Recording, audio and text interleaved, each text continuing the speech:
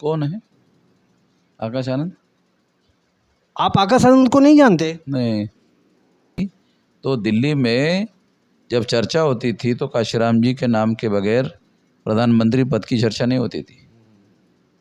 कौन कौन प्रधानमंत्री बन सकता है, तो हर बार काशीराम जी का नाम आता था उसमें। तो जो वर्ण के और जाति व्यवस्था के समर्थक है वो बहुजन समाज के समर्थक नहीं है। तो 3000 साल की बीमारी 50 साल में खत्म हो जाएगी, समय नहीं लगेगा। 3000 साल की बीमारी है, और 3000 साल की बीमारी में ज्योतिराव फुले के द्वारा, शाहू महाराज जी के द्वारा और बाबा साहब अम्बेडकर के द्वारा इसको कहाँ से कहाँ आगे पहुँचा दिया। आज हमारा आदमी राष्ट्रपति बन सकता है, बन चुका है। दूसरा, प्रधानमंत्री पद के दावेदार भी हो रहे। यदि शक्तिशाली नेता इंदिरा गांधी थी, उस दौरान वन नेशन वन इलेक्शन होता तो इंदिरा गांधी को सबसे ज़्यादा फायदा होता। राष्ट्रीय स्तर पर एक चेहरा है मोदी का, ऐसा कोई चेहरा अपोजिशन के पास नहीं है, इसलिए वो वन नेशन वन इलेक्शन की बात कर रहे हैं।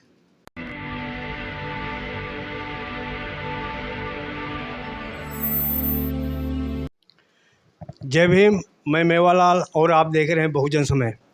आज मैं पूरे देश में बाम सेप के को काम देखते हुए मानवर बामन मिश्राम जी से मुलाकात करने के लिए आए हैं। आज उनसे बहुत सारे सवाल हैं, मैं इनसे उनसे ही बात करूंगा कि आज देश में बहुजन समाज का राजनीति कैसे है, किस जगह पे है, उसी पे हमें चर्चा करेंगे। सबसे पहले आपको सर जय भीम। जय भीम। सर, आज पूरे देश में 2024 में लोग लगे हैं कि एनडीए या इंडिया गठबंधन कौन आगे है कौन पीछे है, इस पर मैं आपसे जानना चाहता हूं सर कि कौन इस समय भारी है, इंडिया या एनडीए? मुझे इसमें बहुत ज़्यादा इंटरेस्ट नहीं है कि इंडिया गठबंधन भारी है या एनडीए गठबंधन भारी है, इसमें इंटरेस्ट नहीं है। मुझे इंटरेस्ट है कि देश में एससी एसटी ओबीसी और माइनॉरिटी के लोगों को मिलाकर आने वाले चुनाव में उनके भविष्य का क्या होगा, एनडीए गठबंधन का भविष्य क्या होगा, इंडिया गठबंधन का भविष्य क्या होगा, उसके बारे में मुझे ज़्यादा चिंता नहीं है। हमारे लोगों के भविष्य के बारे में मुझे चिंता है, और वो चिंता ध्यान में रखते हुए हम लोग सारा काम करते हैं। Sir, Modi ji one nation one election की बात कर रहे हैं, तो ये जो ला रहे हैं मोदी जी, उनका पीछे क्या रीज़न है सर? असल में यदि थोड़ी कल्पना करो कि इंदिरा गांधी शक्तिशाली नेता थी, यदि शक्तिशाली नेता इंदिरा गांधी थी, उस दौरान वन नेशन वन इलेक्शन होता तो इंदिरा गांधी को सबसे ज़्यादा फायदा होता। अभी राष्ट्रीय स्तर पर एक चेहरा है मोदी का, ऐसा कोई चेहरा अपोजिशन के पास नहीं है, इसलिए वो वन नेशन वन इलेक्शन की बात कर रहे हैं।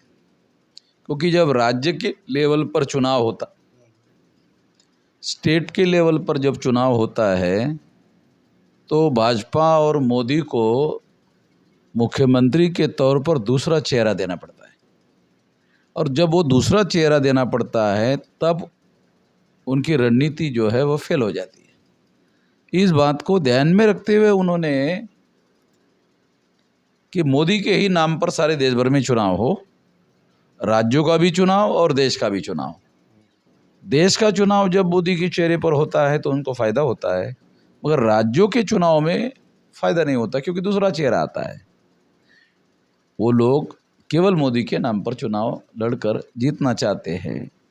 इससे क्या होगा, जब एक साथ चुनाव होगा तो 52% ओबीसी का फ़ायदा राष्ट्रीय राजनीति में भी होगा और राज्य की राजनीति में भी होगा, और हर प्रदेश के हर राज्य में बीजेपी की सरकारें भी होगी। अब ऐसा है नहीं, वो चाहते हैं कि देश में भी सरकार हो और राज्य में भी गवर्नमेंट हो।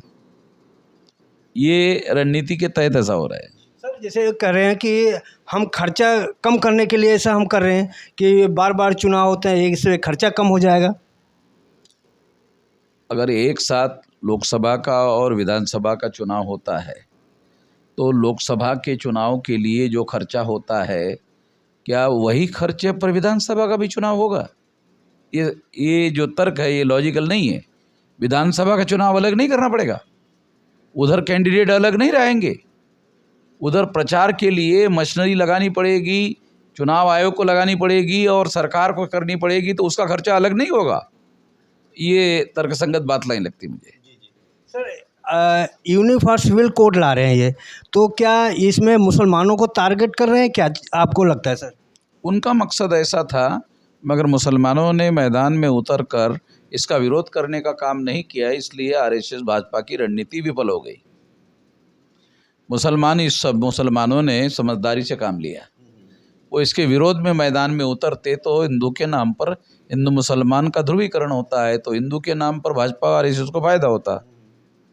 अभी ऐसा हुआ नहीं, कोशिश थी, हो नहीं पाया। अच्छा सर, अभी मैं दोबारा वही सवाल आ रहा हूँ कि 2024 में आप किसके साथ हैं, एनडीए, इंडिया, किसके साथ हैं आप? कंफर्म नहीं हो पा रहा सर। हम जो है कोशिश करेंगे कि भाजपा चुनाव ना जीते, आरएसएस चुनाव ना जीते, भाजपा और आरएसएस चुनाव ना जीते, इसके लिए काम करेंगे और उसकी रणनीति बनाएंगे अलग से। अच्छा सर, एक चीज़ बताएं कि आप बीएसपी और मायावती को अक्सर ज़्यादातर टारगेट करते हैं, तो आप पूरे देश में राष्ट्रीय नेता बहन जी हैं, बामन मिश्राम हैं, उदित राज हैं, और अन्य में कौन राष्ट्रीय नेता इस समय आपके निगाह में है सर? ये लोगों को डिसाइड करने का विषय है, मैं अपने से ही अपनी बात नहीं कह सकता, लोग डिसाइड करने दें। लोकतंत्र में लोग डिसाइड करते ना, लोकतंत्र में वो आदमी डिसाइड नहीं करता है, लोकतंत्र में लोग डिसाइड करते हैं। लोगों को डिसाइड करना चाहिए, तो लोगों को डिसाइड करने दो ना, हम अपने ही लेवल पर कैसे डिसाइड करें? मगर हमारा संगठन तो 31 राज्यों में कार्यरत है, सक्रिय रूप से कार्यरत है, कैडर बेस ऑर्गेनाइजेशन है, ऐसे मुकाबले का तो कोई संगठन है नहीं किसी के पास भी। जी मैं मानता हूँ सर, आप 40 साल से आप लगे हुए हैं, लेकिन 48 साल से।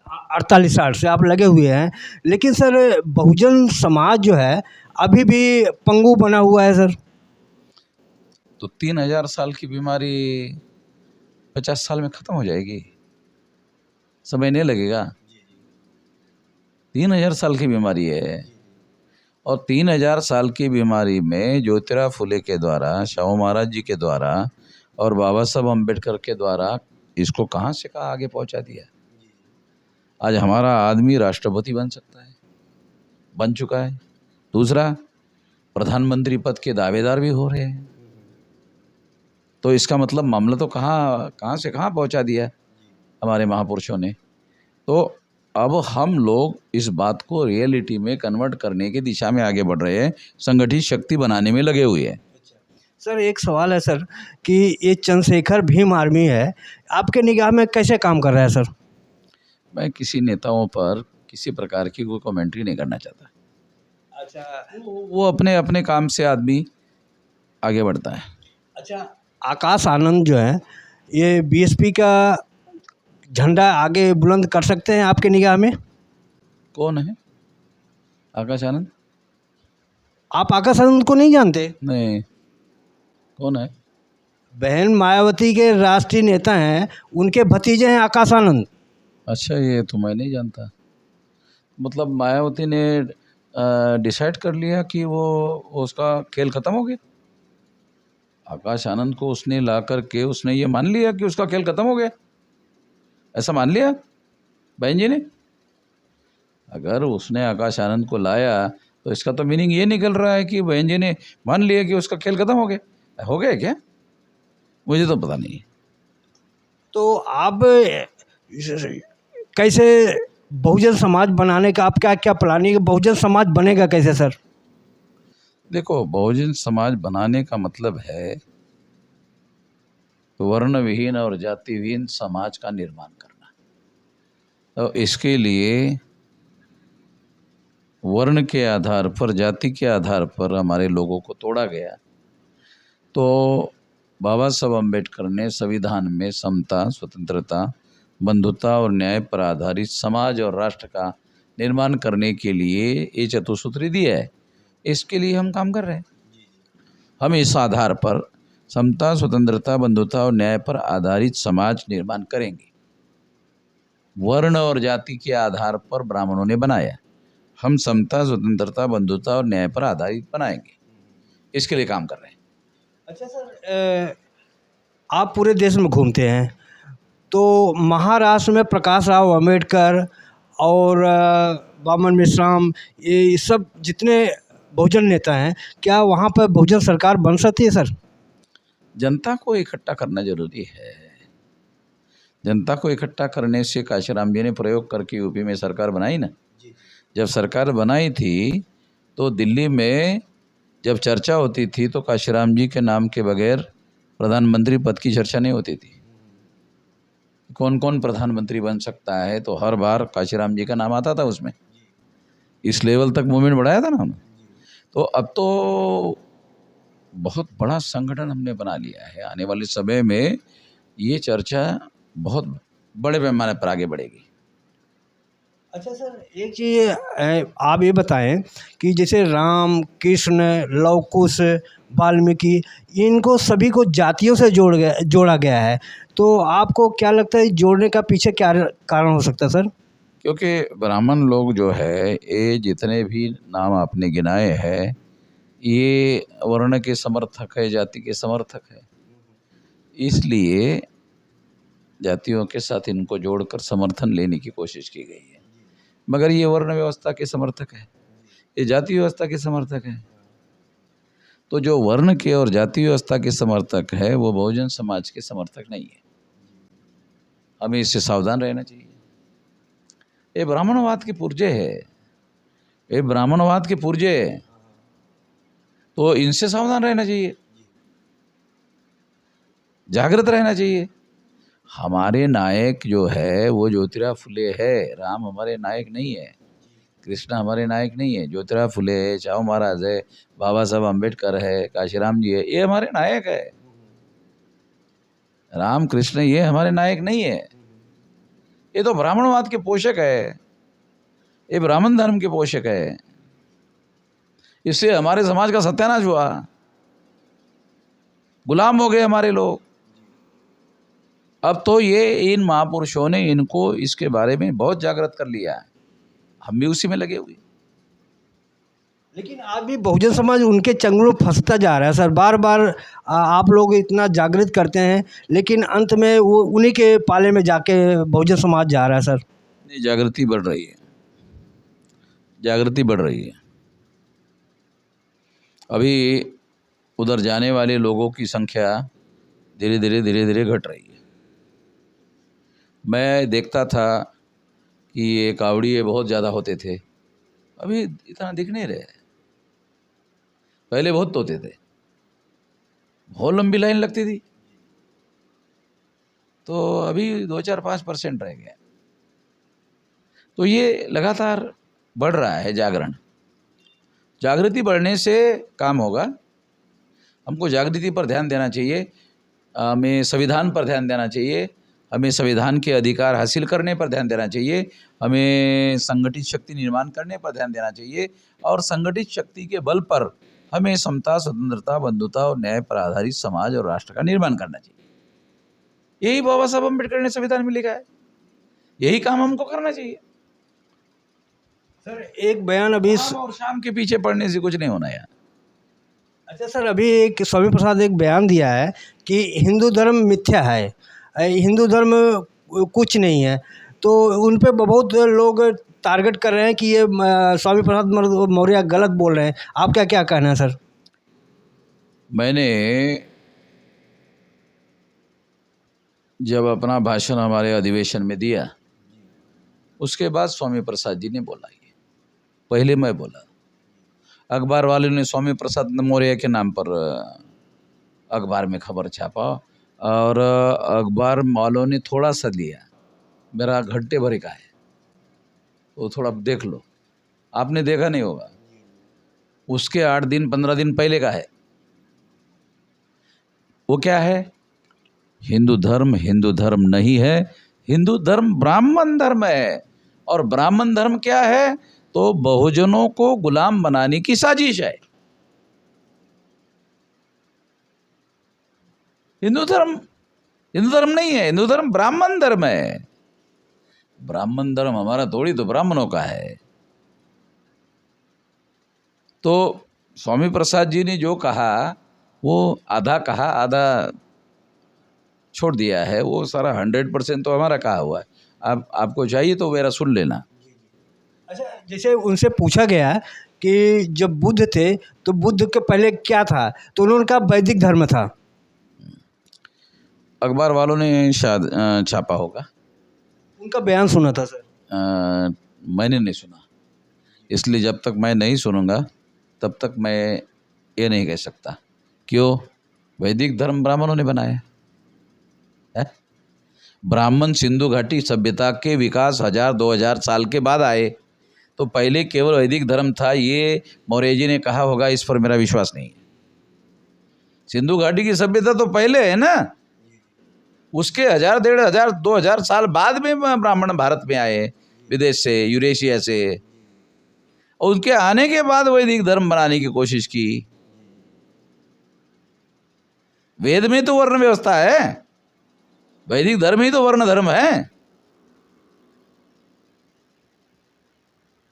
अच्छा सर, एक लास्ट सवाल है आपसे सर, कि पूरे देश में बाबा साहब का मूर्तियां तोड़ी जा रही हैं सर, इसके पीछे क्या बहुजन समाज को आतंकित करना है, या उनको इस तरह से कर रहे हैं ताकि ये और लड़ाई न लड़ सकें? ब्राह्मणवादी लोग, ये लोग क्यों जागृत हो रहे हैं? इससे उनके अंदर जलन पैदा हो रही कि ये आदमी है जिसकी वजह से ये लोग जागृत हो रहे हैं। तो वो गुस्सा इन लोगों पर निकाल नहीं सकते, क्योंकि वो जिंदा लोग हैं, वो भिड़ने लड़ने के लायक हो गए हैं, तो वो मूर्ति पर गुस्सा निकालते हैं। ये बात है। सर लास्ट में आपसे एक मैं चाहूँगा कि ये बहुजन समय के बारे में 2 शब्द जरूर बोलें सर। बहुजन समय मेवालाल जी का चैनल है, ये मेरा चैनल नहीं है। इस बात को बहुजन समाज के लोग ध्यान रखें। ओके। लास्ट में मैं ये चाहूँगा कि आप बहुजन समाज को क्या करें कि जो आज मोदी को हराया जा सके, लास्ट में आप अपील कर दें सर। मोदी को हराने से ज़्यादा महत्वपूर्ण बात है कि SC ST OBC को 6247 जाति के टुकड़ों में बांटा गया, तो इनको जगाने का बहुत इम्पोर्टेंट मामला है, जोड़ने का बहुत इम्पोर्टेंट मामला है, इनकी संगठित शक्ति निर्माण करने का मामला बहुत इम्पोर्टेंट है। इस पर हमारे लोगों को ध्यान देना चाहिए, ये मेरा संदेश है। धन्यवाद सर। ये थे बामन मेश्राम थी, पूरे देश में बहुजन को समाज को जगाने में लगे हैं। आप इनके विचार से और हमारे प्रयास से आपको कैसा लगा, अपना विचार इस कमेंट बॉक्स में ज़रूर करें। हाँ, छोटी सी अपील है कि यदि हमारे चैनल को आप पसंद करते हैं तो हमारी मदद ज़रूर करें। धन्यवाद। जय भीम, जय भारत।